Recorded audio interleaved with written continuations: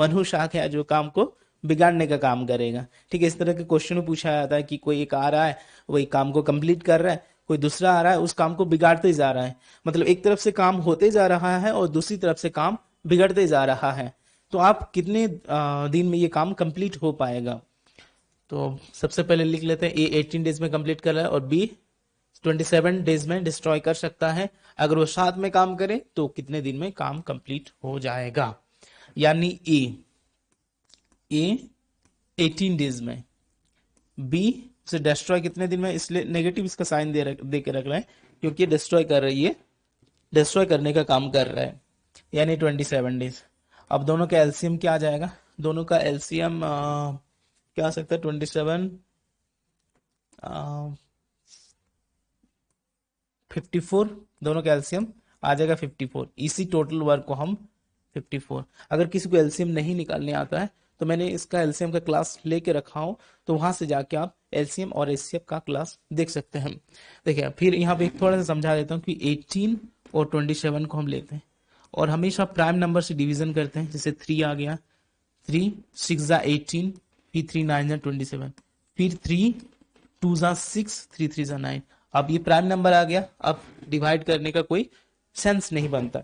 अब सबको मल्टीप्लाई करें, 9 9 9 2 जा 18, 18 3 जा 54, यानी मेरा आ गया, यानी मेरा एलसीएम आ गया 54। अब ये टोटल वर्क है 54 और ये 18 डेज में कंप्लीट कर रहा है, यानी हर दिन ये 3 वर्क कर रहा है। और बी हर दिन कितने बिगाड़ रहा है? हर दिन 2 काम बिगाड़ रहा है। यानी ए हर दिन 3 वर्क कर रहा है और उसी में बी आके उसका 2 काम डिस्ट्रॉय कर दे रहा है, यानी सिर्फ और सिर्फ एक दिन में एक ही वर्क हो पा रहा है। तब इसको कैसे लिखेंगे? ए और बी साथ में मिलके काम कर रहा है, ए और बी साथ में मिलके काम कर रहे हैं और टोटल वर्क कितना है? 54 है टोटल वर्क, और 3 बना रहा है और जो डिस्ट्रॉय कर रहा है उसको घटा देंगे -2, यानी 54/1, यानी टोटल 54 डेज में कंप्लीट हो जाएगा। यानी टोटल 54 डेज में कंप्लीट हो जाएगा, यानी 54 डेज में कंप्लीट हो जाएगा, यानी 54 डेज में कंप्लीट हो जाएगा। यानी टोटल कितने दिन में कंप्लीट हो जाएगा? 54 डेज में काम कंप्लीट हो जाएगा। अच्छा क्वेश्चन था, अलग टाइप था, तो इसको भी आप नोट करके रख लीजिएगा क्योंकि इस तरह का सवाल पूछा जाता है।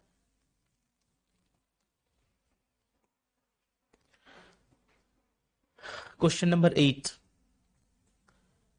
12 men or 18 women can do a work in 20 days. How many days will 8 men and 12 women take? यानी आप 12 मैन और 18 वुमेन कोई भी काम को 20 डेज में कर पा रहा है, तो वही 8 मैन और 12 वुमेन कितने दिन में उस काम को कंप्लीट कर पाएगा? ठीक है, सबसे पहले लिख लेते हैं 12।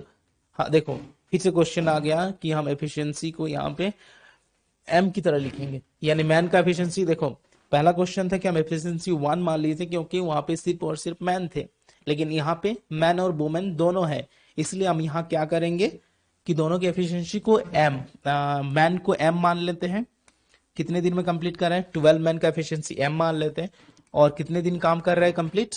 20 डेज में काम कंप्लीट कर रहा है, इक्वल्स टू अब 18 वुमेन ये भी 20 डेज में ही काम कंप्लीट कर रहा है। ये देखो अगर आपका प्रैक्टिस अच्छा है तो ये 20 लिखने की जरूरत भी नहीं पड़ेगा क्योंकि वो दोनों कट जाएगा, लेकिन अभी जैसे आप स्टार्टिंग फेज में हैं और आपको समझना है, इसलिए हर एक चीज कॉपी में नोट करते हुए जाना है। अब 20 कैंसिल आउट हो गया, अब 12 मैन इक्वल्स टू 18 वुमेन, यानी man by women equals to, women के साथ क्या मल्टीप्लाई था? 18, तो 18 ऊपर जाएगा और 12 इसके साथ क्रॉस मल्टीप्लाई होकर नीचे आ जाएगा। अगर इसे कैंसिल आउट करेंगे, 6 3 जा 18, 6 2 जा 12, यानी 3/2, यानी मेरा मैन का एफिशिएंसी आ गया 3 और मैन का एफिशिएंसी आ गया 3 और वुमेन का एफिशिएंसी आ गया 2। तो यहाँ से हम टोटल वर्क निकाल सकते हैं, यहाँ से हम टोटल वर्क निकाल सकते हैं। किसी एक को भी बना सकता है, जैसे इसको लिए या इसके लो, कोई भी।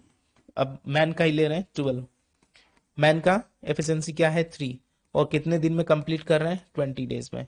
सबको मल्टीप्लाई कर दिए, यानी 720, 3 to the 6, 12 6 72 और एक जीरो लग जाएगा, यानी टोटल वर्क मेरा 720।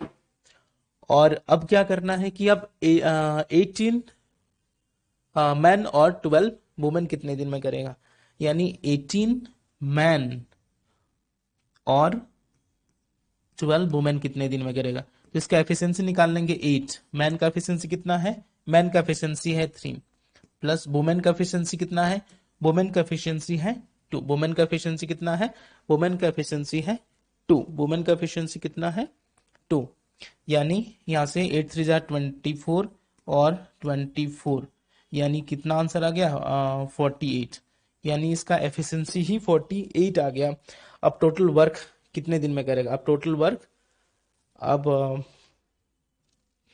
टोटल वर्क देखिए, अब टोटल वर्क, अब टोटल वर्क कितने दिन में, टोटल वर्क कितना था 720 था। अब इनका एफिशिएंसी कितना आ गया, एफिशिएंसी आ गया 48। एफिशिएंसी कितना आ गया, एफिशिएंसी मैन 8 मैन और 12 वुमेन का एफिशिएंसी क्या आ जाएगा, 48 आया है। यानी टोटल वर्क में से 48 को डिवाइड करेंगे, टोटल 8 मैन और 12 वुमेन जितना काम किया है उतना हमारा आंसर आ जाएगा। अब 12 12 12 के टेबल में कैंसिल आउट कर लेते हैं, 12 4 जा और 12 6 जा, 12 6 जा, 12 6 जा, फिर 12 15 बार में चला जाएगा, 15 15 4 जा 60, 15 4 जा 60, 15 4 जा 60, यानी टोटल कितना आ गया 15 डेज आ गया। यानी 8 मैन और 12 वुमेन अगर काम करेगा एक साथ तो ये 15 डेज में वो काम कंप्लीट हो गया। कितना अच्छा क्वेश्चन था, देखिए आपको घुमा फिरा के कैसा पूछा गया है, ये सब आएगा। आप नोट्स बना लीजिए और मेरे साथ जुड़े रहिए, 2 3 महीना 4 महीना 5 महीना जितना हो सके मैं कोशिश करूंगा फ्री ऑफ कॉस्ट पूरा का पूरा लेक्चर देने की कोशिश करूंगा। अब क्वेश्चन नंबर 10 में क्या है, क्वेश्चन नंबर 9, ए डज